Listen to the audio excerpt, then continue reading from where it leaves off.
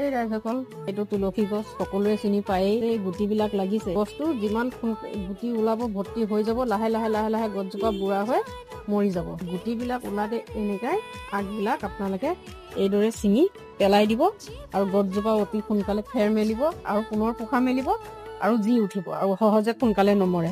এজোপা এনেকে মই গুটিবোৰ ছিঙি দিলোঁ। এইখন আমাৰ বাৰী, তাকে অকণমান টাইম পাছ কৰোঁ আৰু। এয়া লাই, এয়া খুতৰা, এই বিলাহী গছ উঠিছে, লাই নতুনকৈ সিঁচি দিলোঁ, শেহতীয়াকৈ খাবলৈ হ'ব। এইখিনি জেওৰাৰ চাইডে ভেন্দি দিয়া আছে। এইজনী আমাৰ কুকুৰজনী বৰ বদমাছ, তাই জেগাডোখৰ কেনেকৈ পুখুৰী খান্দি পেলাইছে। এই পুখুৰী খান্দাৰ স্বভাৱ থকাৰ কাৰণে তাইক আমি এইফালে ভিতৰৰ ফালে বান্দাই চান্দাই নাবান্ধো, দেখিছেনে ক'ত বান্ধিছো। গতিকে ভিডিঅ'টো যদি ভাল লাগিছে আৰু আপোনালোকৰো যদি মোৰ ভিডিঅ'টো মতন আপোনালোকে কৰি যদি কামত দিছে কমেণ্টত জনাব।